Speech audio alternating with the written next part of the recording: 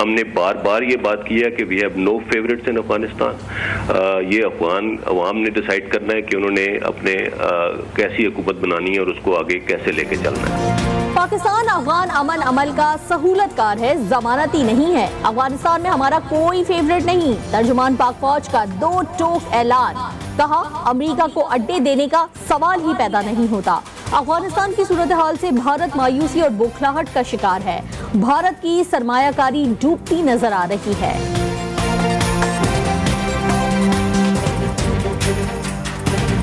अभी तक जो उनकी फिलहाल जो उनकी स्ट्रेटजी है वो ऐसे ही नजर आ रही है कि they are probably more concerned about the main cities. सबको पता है कलदम टीटीपी अफगानिस्तान में है। अफगान मसले का हल ना निकला तो पाकिस्तान पर असर पड़ सकता है। DGISPR कहते हैं अफगान मुहाजिरीन को पनाह नहीं दे सकते। 90% सरहद पर बाड़ लगा दी है। निगरानी के लिए FC के विंग बनाए हैं, किसी को इस पार नहीं आने देंगे।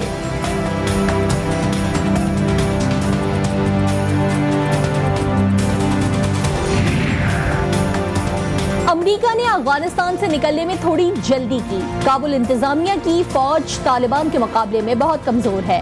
अफगानिस्तान में तालिबान का कंट्रोल ज्यादा है। मेजर जनरल बाबर इफ्तिखार कहते हैं अफगान फौज की तरबियत पर खरबों खर्च किए गए। देखना होगा अफगान फौज ने कहीं मज़ाहमत की या करेंगे। मैं रवाना हो रहा हूं ताजिकिस्तान के लिए और ताजिकिस्तान में मैं वो बॉर्डर करते हैं अफगानिस्तान के साथ जुड़े हुए हैं, उनके भी इश्यूज हैं, खदशात हैं, तो मैं उनसे तबादला ख्याल के लिए ताजिकिस्तान जा रहा हूं। अमेरिका को अड्डे देने पर कोई दबाव नहीं। अमेरिका पाकिस्तान के साथ खड़ा है। वजीर खारिजा शाह महमूद कुरैशी कहते हैं पाकिस्तान के साथ अफगान तालिबान की 3 नशिस्तें हो चुकी हैं। पाकिस्तान ने अफगान अमल मुज़ाकरात में मस्बत किरदार अदा किया। कल अफगान मसले पर बातचीत के लिए ताजिकिस्तान जाने का भी ऐलान कर दिया।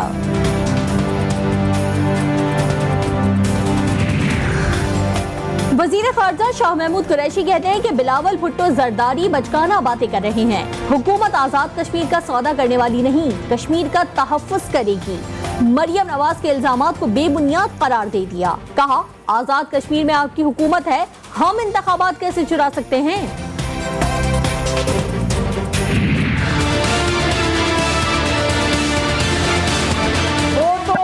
आजाद जम्मू कश्मीर को सूबा बनाने के लिए बैठा हुआ। मैं शारदा के अवाम के साथ मिलकर ये नारा लगाती हूँ, बच्चा बच्चा कट मरेगा, कश्मीर सूबा नहीं बनेगा। इंतखाबात चोरी होने से कैसे बचाने हैं नून लीग सीख चुकी है। मरियम नवाज कहती हैं हुकूमत आजाद कश्मीर को सूबा बनाना चाहती है, दीवार बनकर खड़े हो जाएंगे, कश्मीर को सूबा नहीं बनने देंगे। कहा इमरान खान उम्मीदवारों को वफादारियां तब्दील करने के पैगाम भेज रहे हैं।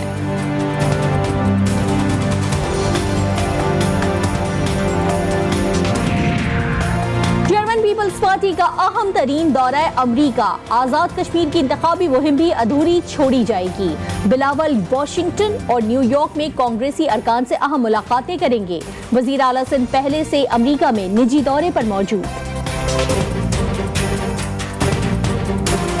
कोई फर्क नहीं पड़ता ये अंडर 19 की टीम अमेरिका जाए या 2 दफा जाए या 3 दफा जाए। PDM डेड हॉर्स है, PDM खत्म हो चुकी है।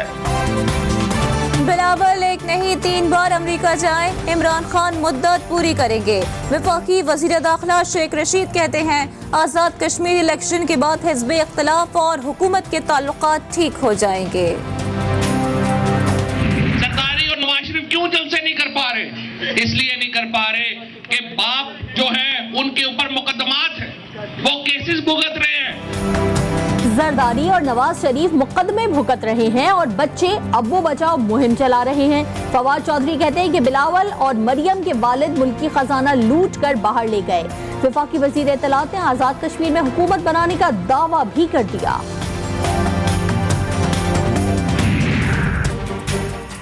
FIA तफ्तीशी टीम ने नामुनासिब रवैया रखा, बेहुदा गुफ्तगू की। अफसरान जोर जोर से हंसकर मजाक उड़ाते रहे। शहबाज शरीफ का लाहौर की मकामी अदालत में मौक़िफ़। अदालत ने FIA को शहबाज शरीफ और हमजा शहबाज को हिरासत करने से रोक दिया। मनी लॉन्ड्रिंग केस में दोनों रहनुमाओं की अबूरी जमानत में 2 अगस्त तक तौसी।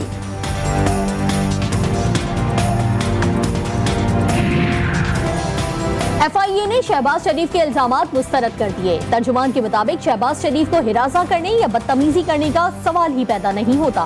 उन्हें इज्जत से लाया गया, चाय भी पेश की गई। शहबाज शरीफ ने किसी सवाल का संजीदगी से जवाब नहीं दिया।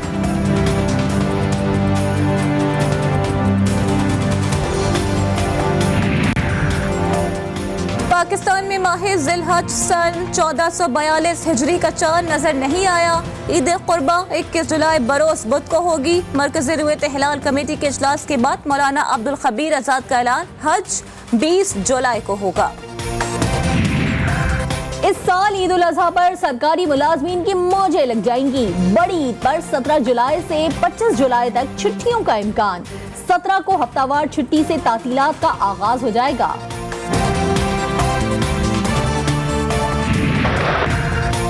कौमी क्रिकेटर उमर अकमल का एक और कारनामा, ऑटोग्राफ मांगने पर मद्दाहों को जेल की हवा खिला दी। पड़ोसियों को तशद्दुद का निशाना बना दिया, पुलिस के हवाले भी कर दिया।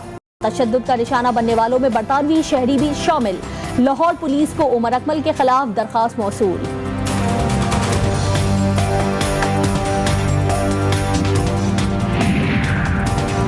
दिन में कोरोना वैक्सीन न लगवाने वाले अस्पतालों में तिब्बी मुआयना भी नहीं करा सकेंगे।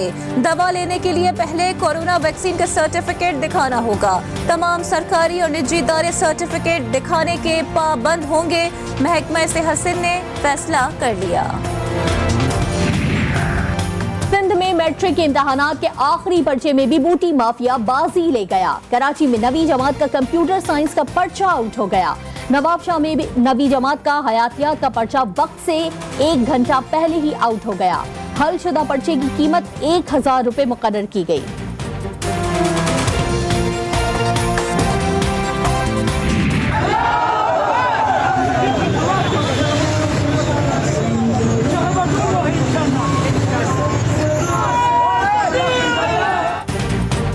पेशावर में तालिबान अफगानिस्तान की हिमायत में नारे लग गए। जनाजे में शरीक अफराद ने अमारात इस्लामी अफगानिस्तान के झंडे लहराए। लोगों के नारों की वीडियो इंटरनेट पर वायरल हो गई। IG KP ने नोटिस ले लिया, तहकीकात का हुक्म।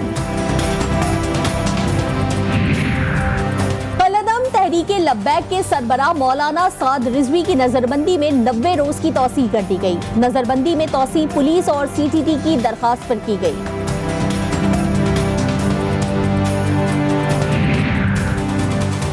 मौसम ने अंगड़ाई ली तो शहरियों ने भी सुख का सांस लिया।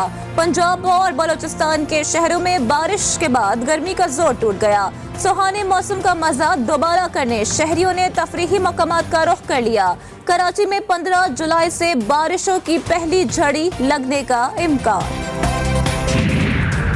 सवात और कालाम में फसल के तनाज़े पर तसादुम। फायरिंग से 4 अफराद जाँ बहक और 15 जख्मी हो गए। इलाके में कशीदगी, फायरिंग का सिलसिला वक्फे से जारी। लाशों और जख्मियों को अस्पताल मुंतकिल कर दिया गया।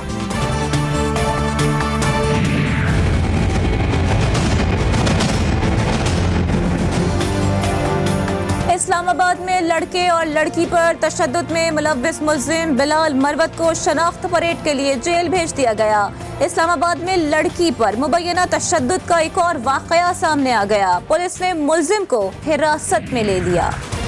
कोरोना वायरस से बचना है तो जेब तो ढीली करनी ही होगी। कराची में डॉ यूनिवर्सिटी ओझा कैंपस में कोरोना टेस्ट की भारी फीस तलब की जाने लगी।